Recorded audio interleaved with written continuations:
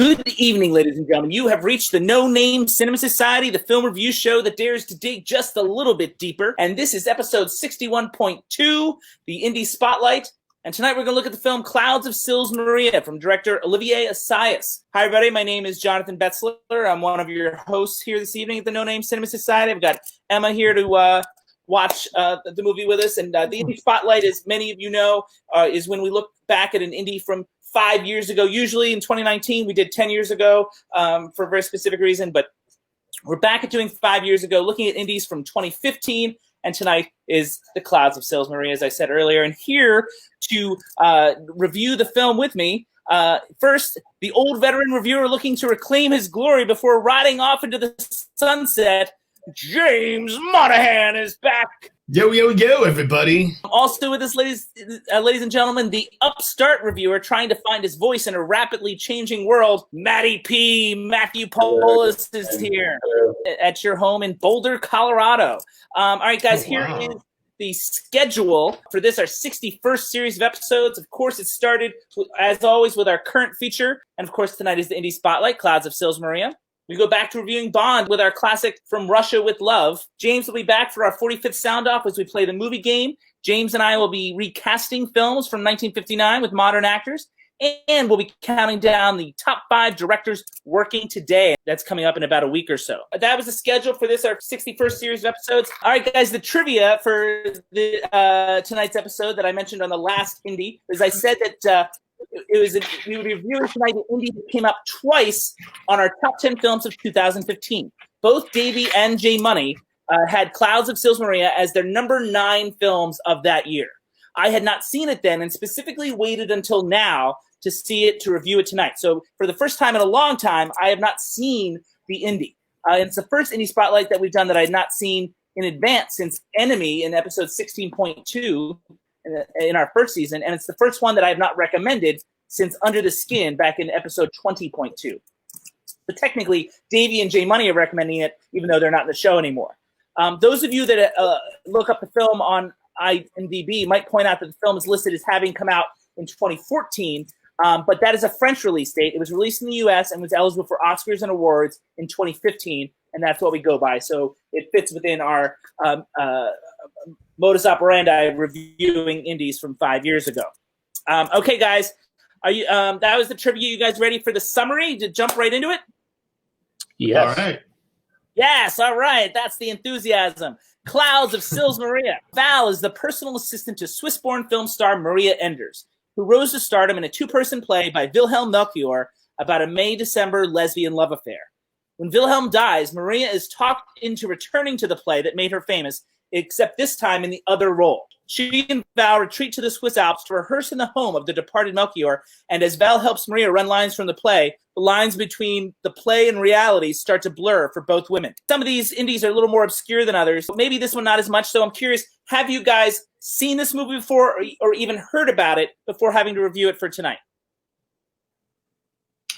I had seen the film, yes. Oh, James had seen it before? Matt?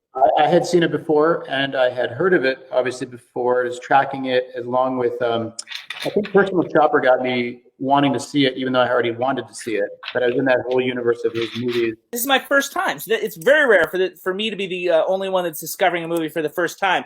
And so James is significantly better at opening thoughts than Matt. What? We're going to start opening thoughts with James. One sentence. How do you feel about the film? Well, I think it's a European art house type movie with some great performances, and it requires you to pay attention to it. And if you do put in the work, it pays dividends. And so, Matty P., you were terrible at opening thoughts last time. It was a super long thing. So see if you can condense it to one sentence or so. Just basic thought, how you feel about the movie. I thought the film had great acting, which is important because it relies upon these performances doing the work that it needs to keep you engaged. It's a very dialogue-heavy film that I enjoyed very much. He's getting better, but it was still multiple sentences. For me, the aforementioned blurring of fact and fiction and the circular nature of the piece felt a little contrived and gimmicky to me, and as such, I was not into this movie. But we usually start our discussions with something that one of us considers to be what works best about it. And I think I agree with both of these guys in the sense that the performances stood out the most. And one performance in particular for me, I think Juliette Binoche, to me, is the best thing about the movie.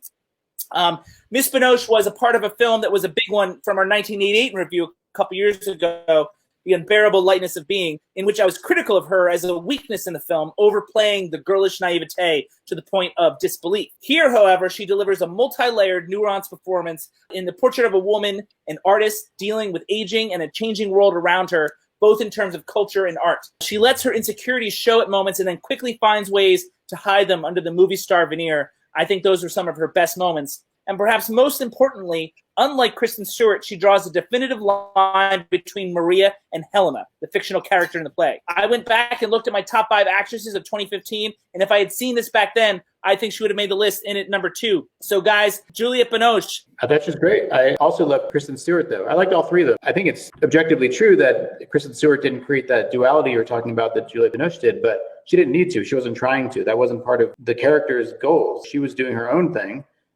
Being herself reading lines, for example, whereas the other character was intentionally trying to play 2 roles. And I think they actually blurred together in a way that was intentional and important for the film to succeed. I disagree with that, but I'll get to that when I talk about Kristen Stewart. James, Juliette Binoche. Yeah, I thought, I've been a fan of hers forever. She's great to watch, and like you say, brings that vulnerability, but also she's like a classic silver screen type of star. Let's open the can of worms then on Kristen Stewart, because one of my ex-girlfriends used to get really angry when I suggested that I thought Kristen Stewart had a lot of potential. And this is way back in 2008 after Twilight. Kristen Stewart actually has a speech in this particular film where she talks about admiring actors that bring extra detail to a role, even if it's a big budget superhero movie. And that's almost exactly what I used to say about her in Twilight. And when she won the César Award for this film and the New York Critics Award for Best Supporting Actress, I felt vindicated. And also in our Oscar preview of 2015, she was J Money's choice for should have been nominated for Best Supporting Actress of that year.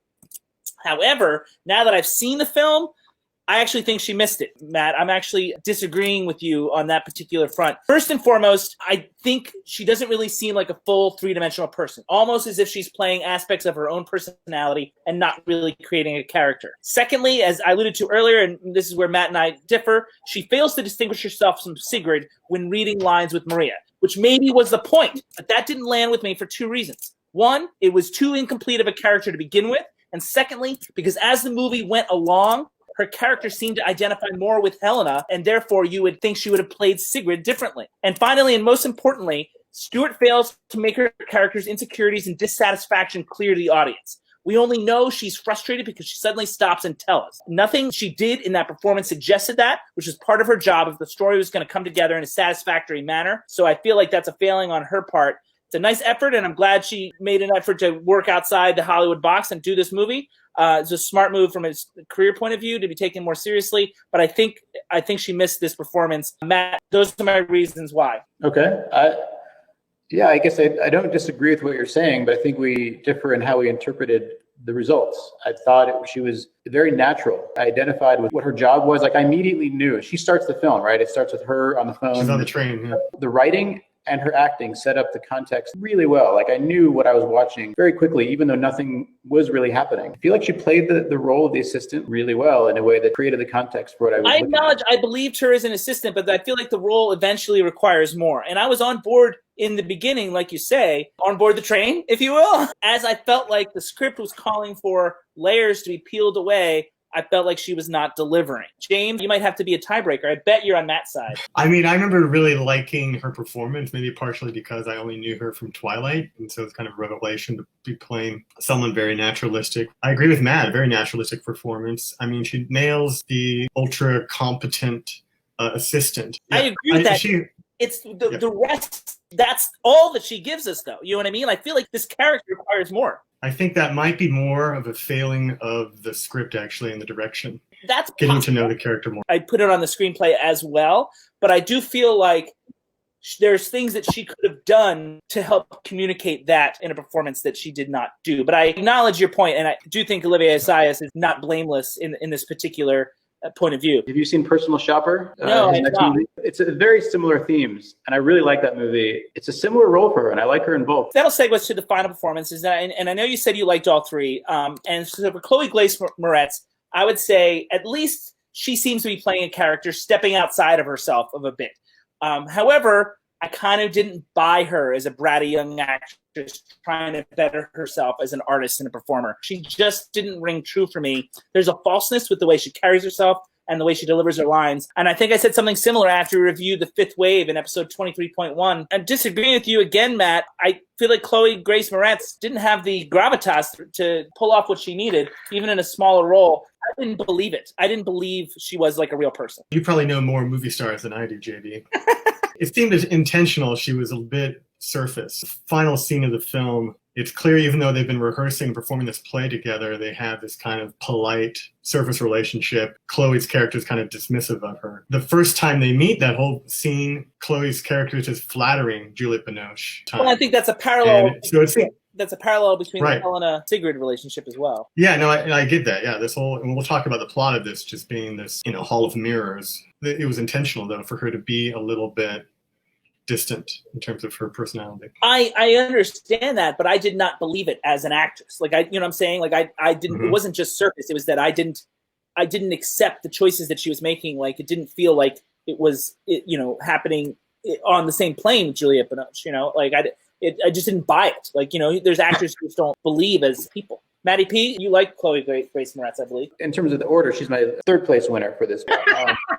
Bronze medal. You remember the scene where Maria Enders was watching the YouTube clips of her character? They were like talk show clips, right? She has this duality that you're kind of alluding to that Kristen Stewart should have between the YouTube clips, which is theoretically her in the spotlight of it being a real person, versus the real person we see in the camera. Now, I don't know if this is intentional or not, but I didn't buy at all. I agree with you completely that in those clips, they seem totally like a parody, both in her performance and in the audience's laugh track. And it seemed super silly in a way that I really didn't like, especially upon second viewing.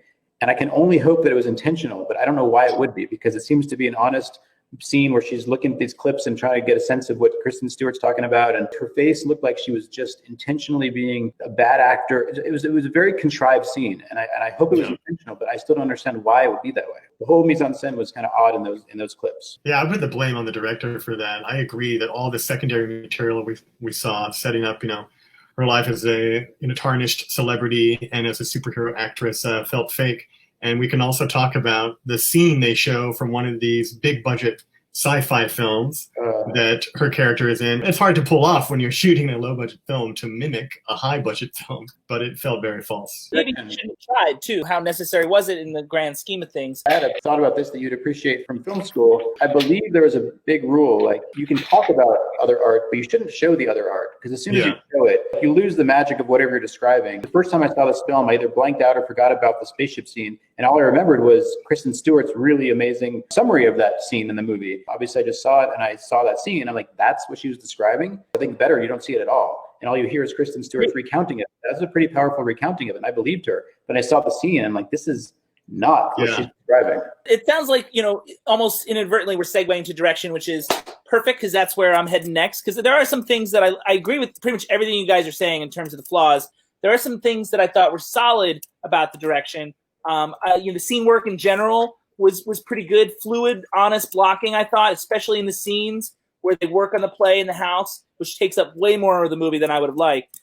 Slow, deliberate camera movement in some of those scenes, which I kind of liked. There was a nice balance of singles and wide shots. For the most part, I found the framing effective, occasionally using all three planes in a meaningful way. I found the style of the film appropriately restrained and unobtrusive. However, there are occasional lapses at this. And they've already talked about the Googling of Joanna Ellis's character. That montage was a struggle for me. At one point, he uses jump cuts during one side of a phone call that didn't seem to be motivated by anything. I also found the pace unnecessarily slow at some point, and the dissolves did not help with this.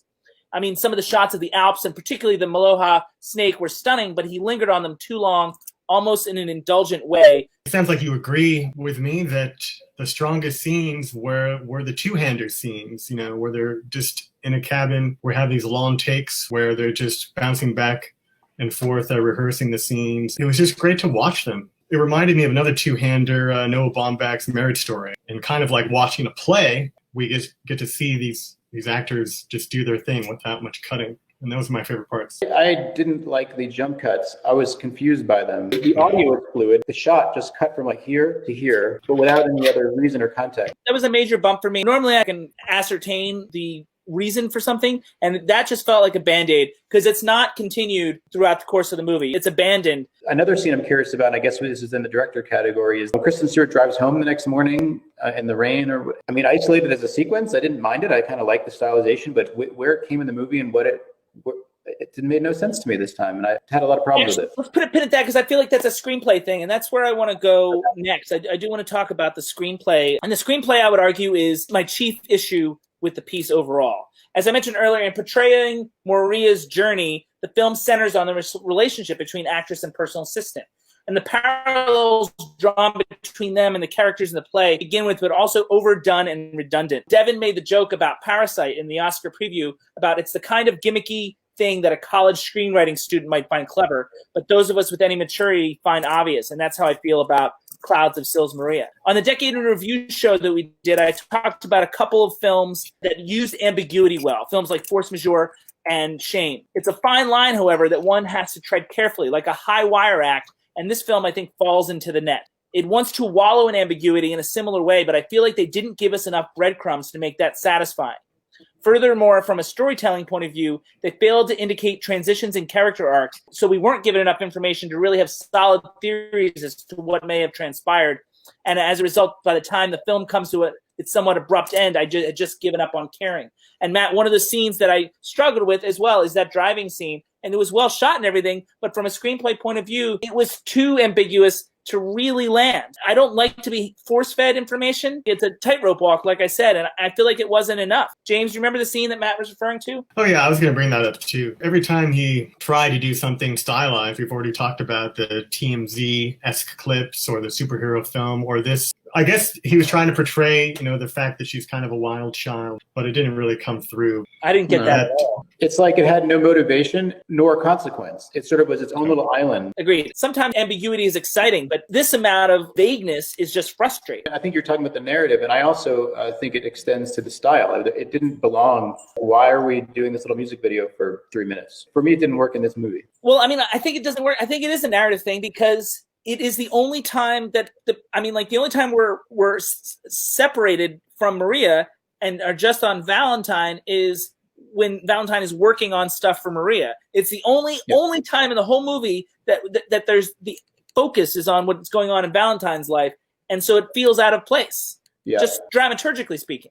So there's these moments within his movies, I don't know if it's writing or directing, where all of a sudden this sort of organic stuff that I'm eating up falls apart and it feels totally contrived and out of its own element. I'm curious what you think about it in general, but also if you think it's more of a writing thing or directing thing. I think it's a writing thing. I would acknowledge this is my only experience with Olivier Assayas. I've not seen Personal Shopper or Nonfiction or any of his other works. I do like that he was a film critic before he was a filmmaker, similar to Truffaut and Godard. Assayas also did Cahiers du Cinema, obviously in a different time period than those guys. I was excited to watch this film. Jay Money and Davey spoke about it highly.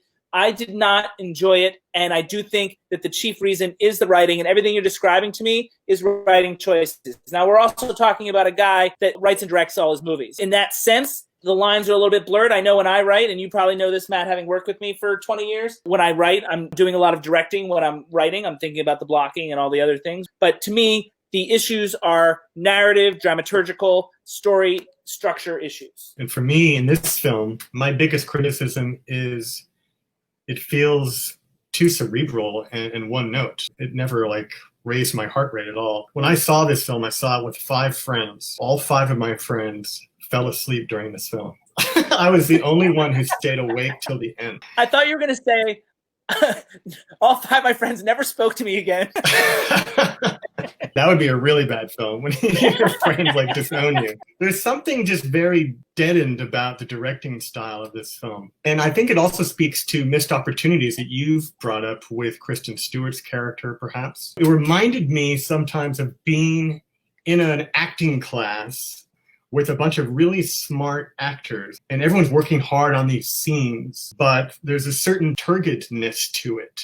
There aren't enough laughs or tears, but it's a really interesting intellectual exercise. That's what this film was. That's why I stayed awake, because I like kind of the meta nature of the film. Its gimmick, as you saw it, kept me awake. It did not engage me deeper than that. Does anybody have anything on the contrivance of it? This whole concept of blurring the lines and paralleling relationships from the fiction and what was going on in our movie. Did it feel a little overly constructed to anybody else but me? I think it was a little bit, but maybe intentionally so. It probably would play out that way. Like if there was an actress who had an assistant that they were really close and worked together, I think it could turn into this mirror. A lot of things will need to line up for the play to mirror their relationship as closely in that same way, so that lines start to get blurred. I mean, like all this stuff was crafted to make a point, and that felt false to me. And I think that's a word that James used earlier as well. Yeah, and it didn't pay off. When they talked about these clouds, which I refer to as a snake, I kept thinking, oh, this film is like a snake eating its own tail in a lot of ways. The last third of the film, I thought it would all pay off more. All of us went to film school, and all of us are very familiar with this three-act structure, and we're trying to apply that here, and I'm not sure it applies, but it also affects my enjoyment of the film. The lack of structure, the over-ambiguity, the vagueness of it, intentional, Matt, yes, it also meant I didn't enjoy it. Well, linked to how we all sound like we're a bit let down by the film, one particular thing happens in the film to one of the characters that is mysterious, like you're saying, JB, mysterious in a way that's not satisfying.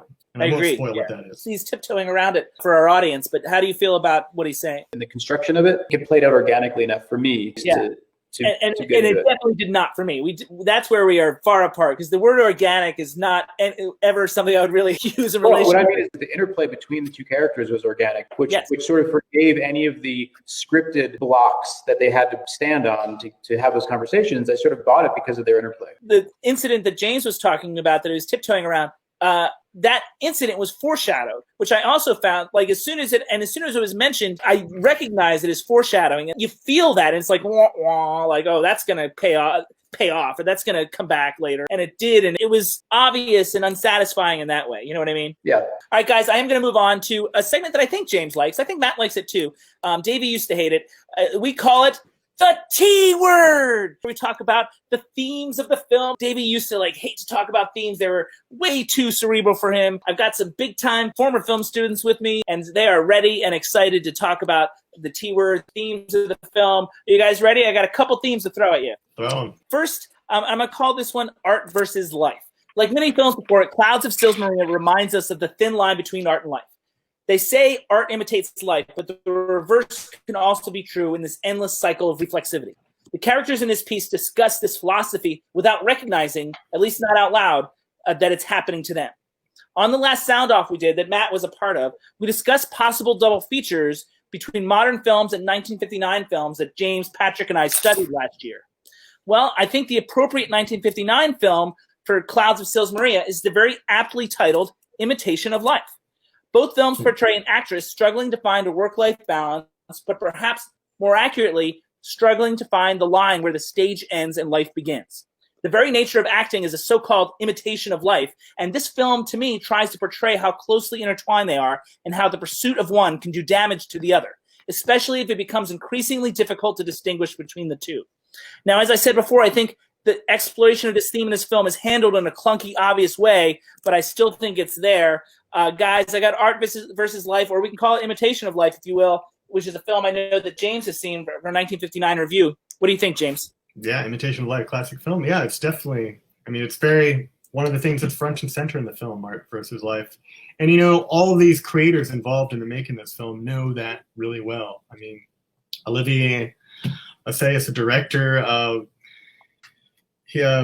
for a long time, his Mia Farrow, right, with Maggie Chung, who acted in a lot of his films. Their professional and private lives were intertwined. You see that with these characters. I'm sure this happens all the time with actors. The parts they're working on get under their skin. And obviously, Julie Binoche's character in this film, the part she's playing is very, very personal for her, and it reflects upon her own self. And that's, one of the big issues for the character. Matt, what do you think about this theme, art versus life? I agree. I don't even know if it's a versus. I think that for Julie Binoche's character, her art is her life, and vice versa. It's a super personal role in this particular case, but I just get the sense that that's the kind of actress she is, and there are actors and actresses who do that, and just really highlighted in this movie. The other theme I've got going on, I'm going to call it aging for now, and this is where I think the Maloha snake comes in, representing the reliable inevitability of nature, the fatalistic creep of time on our lives and how that impacts our own perceptions. Maria is forced to face this head on when she's asked to play opposite the role that she created 25 years earlier, representative of a transition that we all make on some level, that of hungry student to wiser and possibly world-weary mentor. Maria finds that she is more and more not a part of the modern world. She finds that she's separate from current events, from technology, from the shifts in our artistic sensibilities. At one point, she jokes it's like she's coming to another planet, and Val tells her, yeah, it's the real world.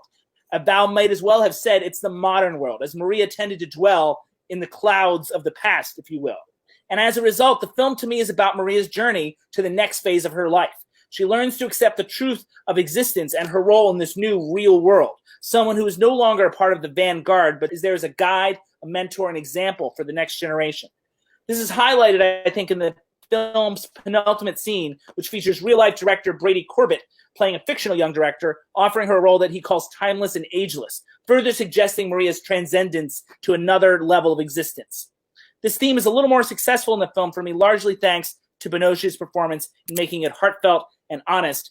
Guys, this concept of age and time as a theme. Yeah, well, it's front and center in terms of the emotional plot of this film. I mean, it's all about her coming to grips with her age. I mean, 20 years earlier, she played the young character in this play they're doing, and now she's playing the older character, and she's really struggling with it, how the character reflects on where she's at. She's dissatisfied with herself. Juliette Binoche is at a better place with those issues at the end of the film, and like you say, yeah, maybe she's transcended. I would love to transcend to an ageless being. There's something about concept of celluloid movie making that is timeless, that freezes our persona and personage. Matty P, aging. Hey. So yeah, I agree with Jonathan. It's front and center. It's one of the more successful themes. The main plot of the film and the emotional journey that Maria, Juliette Binoche, is on is more about aging. The film really couldn't really exist without that, but it could have existed perhaps with the art and life of Parallel, because it really goes to great lengths, as we've discussed a lot here, to create this hall of mirrors. So do you guys have themes of your own that I didn't mention? Because those are what I have T-word wise. Do you guys have anything of your own that you'd want to pitch as a potential theme of the movie that I may have missed? Sorry, James, you go ahead. Sorry. I thought you mentioned the big ones, JB, but maybe a sub-theme might be pop culture versus high art. The characters just discuss that a lot. Matt mentioned that great scene where they're drunk in a bar and Juliette Binoche is making fun of the superhero film. I also remember them debating these issues as they rehearse. One of the characters at one point said, it can be literary, but also be true. Those kind of debates about the value of pop art and like blockbuster films versus high art like theater, like the play they're doing, is discussed and debated in this. That's a great theme, and I had not thought of that. That's a really good point. I guess it is a sub-theme of that art life thing. It's sort of like almost like a ancillary, like a tributary to a river. Matt, anything on that theme, or do you have one of your own? I have another little one, and it also ties into his other movie, Personal Shopper, but there is a strong theme of rich and famous versus not. And rich and famous is inherently more interesting and or important. It plays out in this film just in their dynamic when they're being chased by the paparazzi and who gets the attention and why does it even matter they're being chased, for example, and who's interested in them. And it's like an emergency. It's not really. It's just in their little universe. It's an emergency. It almost feels like his perspective on the world is somewhat narrow. You know what I mean? And therefore his art is similarly narrow. There is an element to Matt's point of the film sort of protecting Joanna from the paparazzi. Like this was like a thing. They made it almost like an escape from the paparazzi. Not necessarily condoning behavior, but not necessarily vilifying it either. I thought the film looked down on Chloe Grace Moretz, particularly in that moment. Her press is going to be terrible. That's her main concern. So guys, is the trivia tidbit for next Indie. And we're going to continue looking at indies from 2015, and we will finally do an indie spotlight on the film that features the performance that I named as best by a leading actress in 2015. So earlier in the show, I said if I had seen this back then, Juliette Binoche would be my second favorite actress of 2015 for this film, Clouds of Sils Maria. Our next indie will do the film that features the one woman that beat her. Next up, however, in just a few days, it will be our classic movie discussion. We're going back to the Sean Connery days to do a review of From Russia with Love. So with that, ladies and gentlemen, this meeting of the No Name Cinema Society is adjourned. Adjourned.